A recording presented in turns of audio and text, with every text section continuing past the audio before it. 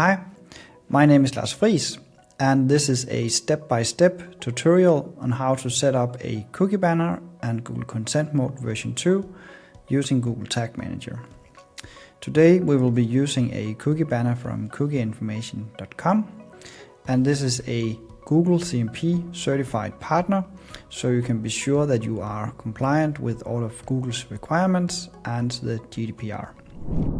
The first step is to create a free account for cookie information. So if you go into the website and select get a free 14-day trial, you can sign up with your email and company name. You will receive a confirmation email that takes you to the cookie information backend. Once the account is created, the backend looks like this. And the first step is to create your consent solution. So please click create consent solution and type in your domain. My domain would be wordpress.larsfriis.io, and it's a public domain. Scanner settings depends on how often you change your content or install new tools on your site. And most sites can use the Essential for weekly scans, but if you have a site with new content daily, I recommend that you select daily instead. Depth depends on your number of subpages. So in my case, I can use light for 500 pages. Language, first of all, you need to set up your default language. We will be using English. And if you have additional languages where you want to change the language depending on the user, then you can add the language down here. So we can take French and German as well. And then you can create. After creating the consent solution, we need to make the basic settings. And first of all, we can change the pop-up appearance. The default template is called Overlay version 2, Google Consent Mode version 2. This is the default banner from cookie information, and it's a banner where the user is forced to either accept or decline before they can interact with the page. This is the banner with the highest consent rate, and therefore also the banner I recommend for most sites. In advanced options, you can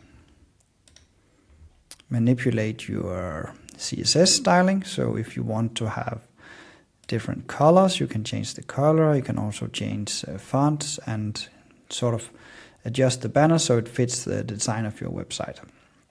In JavaScript, you can go scroll down and find a logo function. And if you add your logo here, then you will be able to put a logo on your cookie banner. I'm just going to delete this again.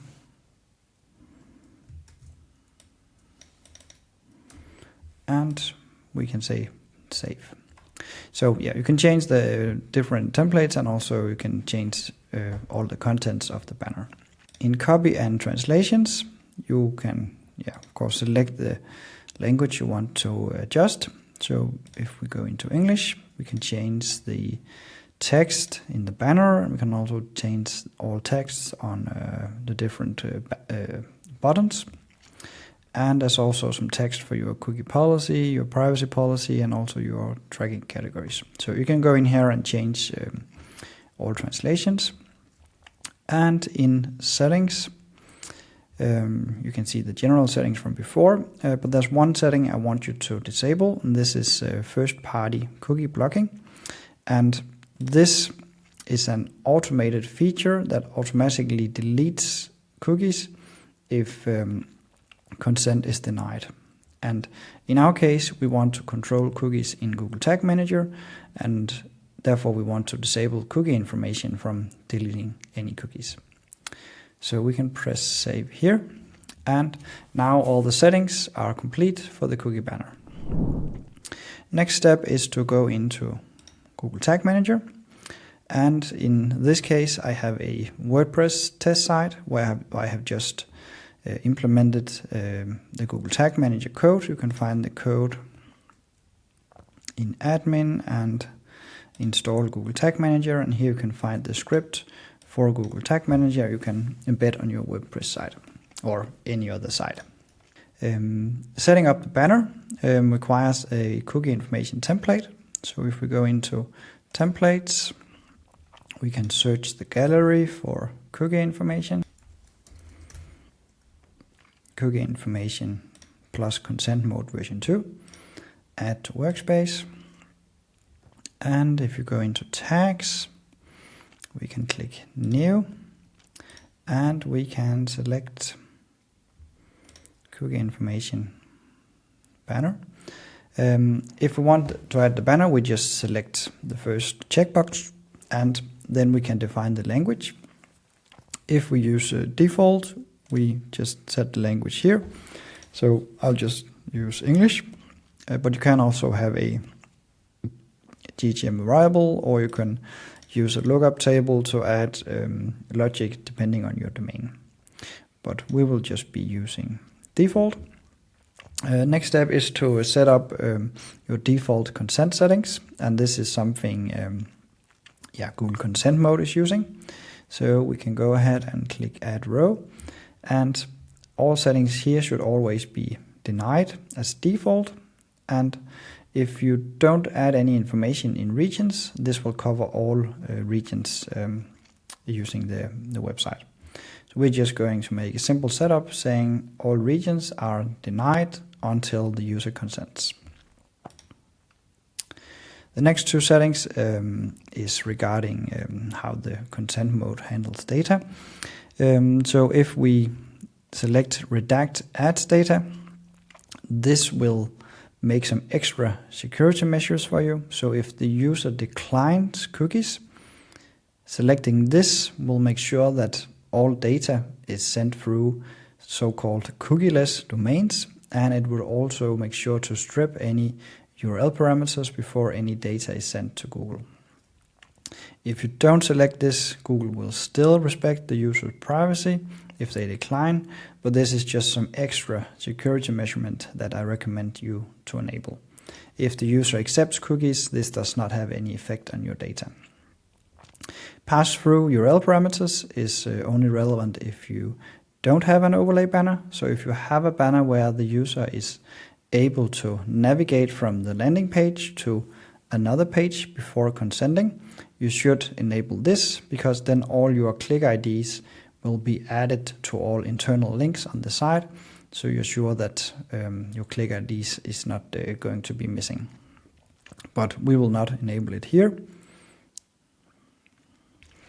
The last setting is wait for update, and this is a setting that defines how much time would we like to give our users to make a decision if they accept or decline cookies. The default is 500 milliseconds, so half a second, and I recommend you change this into 15,000, so we have 15 seconds for the user to make a decision in consent. I'll show you more in details later, but this basically makes sure that all tags that has built-in consent will be waiting for the user to make a decision for either accepted or granted in the period for wait for update. So this is now 15 seconds. Triggering should be using the built-in consent trigger, so it's just called consent initialization, and we can now press save. And if we go into the website, we should see a cookie banner. You can see here that we're showing the English version of the banner where we can accept or decline. Just to verify that Google Consent Mode is working, I'll just try to accept. And if we go into the event stream here, we can see that we have a consent default event. And if you open the consent tab here, you could see that all the different storages have been denied. Now that we have confirmed that consent mode is working, we are ready to set up our tags.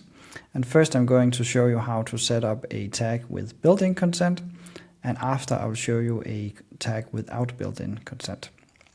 Let's start by setting up a Google Analytics tag. So we go into new and we select Google Analytics, and I'm going to have a config tag, and afterwards I would like to have a page view event. So if I select Google tag, my ID would just be G1234, just as a test. And in my config, I'm not going to send a page view because that's going to be our next tag. And if you look into advanced and consent, you will be able to see that we have built-in consent checks in these tags. So we don't need to add any extra settings for consent. The trigger is just initialization, and we can call it GA4 config.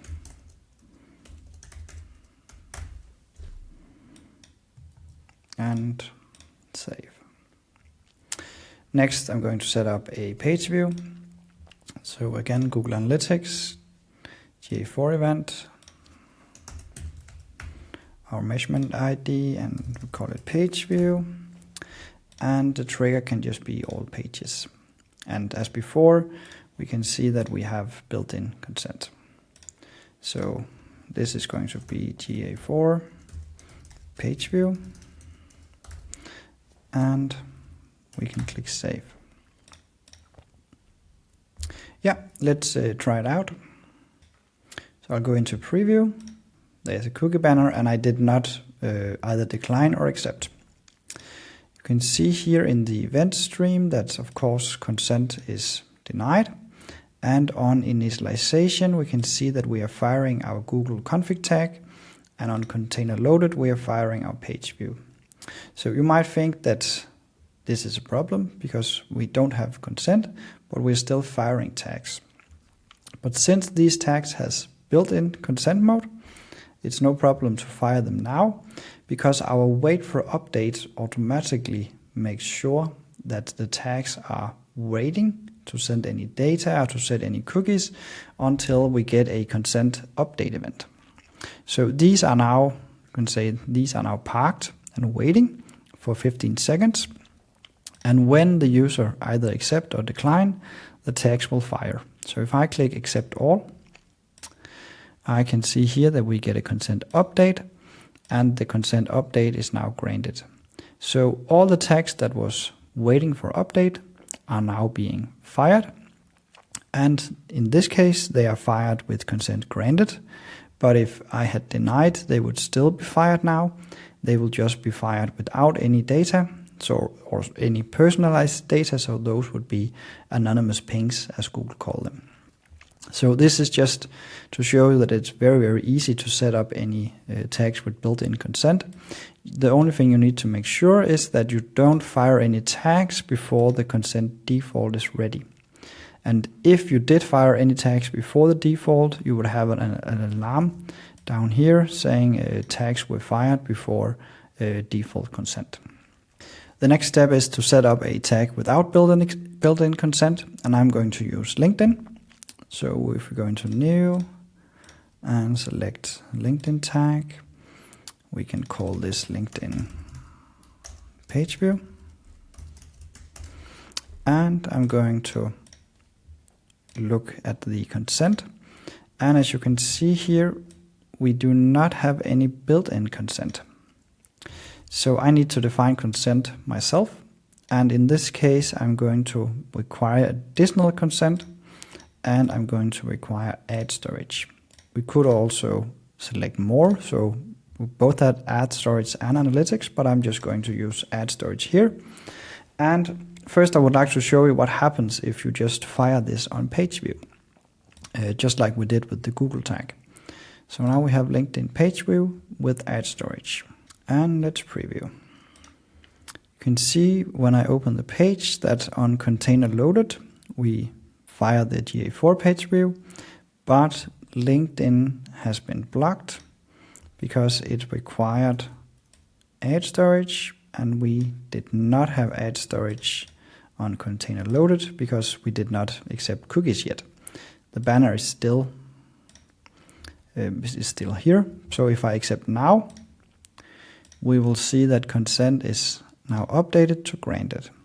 But the problem is that we did the evaluation down here for LinkedIn, and it's not going to be re-evaluated because it does not have built-in consent mode. So in this case, we did not fire LinkedIn, even though we actually granted consent.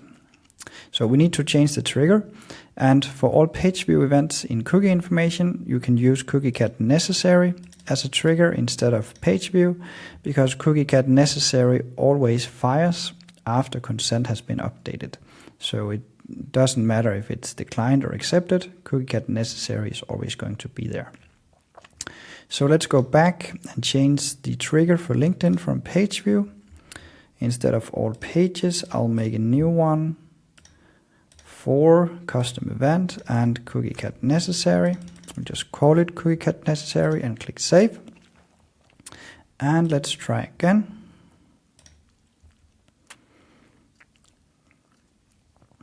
You can see here that on cookie-cat necessary, I'm firing LinkedIn now because we have ad storage. And let's try to decline. Just decline and refresh. You can see now on cookie-cat necessary, we did not fire LinkedIn because consent was denied. So instead of using page view for non-Google tags, just use cookie-cat necessary, because then we know consent has been defined. The last thing I want to show you is any event that is not related to page views. And my example is going to be a purchase event, and we actually have a purchase site. There's the dummy purchase site looking like this, where we are firing a normal purchase data layer. So if I want to make a LinkedIn purchase, first of all, if I do a normal Google purchase, we can start by doing that. So I'll just copy the page view and I'll call it GA4 purchase. Let's call it purchase. And my trigger is also going to be purchase, because I have purchase in my data layer. So now we have GA4 purchase, and let's make a LinkedIn purchase as well. LinkedIn purchase, and the trigger would be purchase. Let's preview and see what happens on a purchase. So if we go into the event stream here, we can see that we have the purchase event here, and we can see that GA4 is firing, but LinkedIn is being blocked, even though we actually have a consent update with granted later in the event stream. So in this case, GA4 would fire correctly because it fires here and it has a wait for update for 15 seconds. And when the consent changes to granted, the data would be sent with no problems. But LinkedIn evaluated on the purchase event where ad storage was not granted because it's denied, denied, denied, and then granted. The way to handle this is to use a trigger group. So if we go back to the LinkedIn purchase and we make a new trigger using trigger groups, I'm going to select purchase and cookie-cat necessary, because then this trigger will require both events to occur. So we'll just call it purchase plus consent and save. And we can try again. You can see now we have a trigger group up here. And LinkedIn purchase is now firing because we had cookie-cat necessary and purchase, and is firing because consent is granted. If I were to decline all cookies and refresh the page, we will still have the trigger group, but now it's denied. So LinkedIn is not firing because consent is not granted. So this is how to handle events that's not related to page view for non-Google tags. If you have an event, let's say a add to cart event, that cannot occur before the user has interacted with the banner, because when the banner is full screen like this, you can't make an add to cart before you define your consent. Then you don't need to have a trigger group for a non-Google tags. You can just use the normal event. But all events that is related to page views that might happen before the user has interacted with the banner needs to be using trigger group. Last thing I want to show you is how to check that all your tags are respecting consent. And first you need to go into admin, and you need to go into container settings, and you need to enable consent overview. This setting enables the shield, the consent shield up here. So if you go into tags and select consent, then you get an overview of all tags where consent are configured and where they are not configured. And we can see that our LinkedIn tags down here have configured consent because we defined ad storage in our setup. But all these tags that we need to make a decision on how to handle them. And as you can see in this column, they all have built-in consent. So we can actually just select them and we can click the shield and say no additional consent required. And then we can see all tags have consent, either built-in or we have defined consent ourselves. You might have a tag that does not require consent, and if it doesn't have built-in and it doesn't require any extra consent, you can also just set this for none.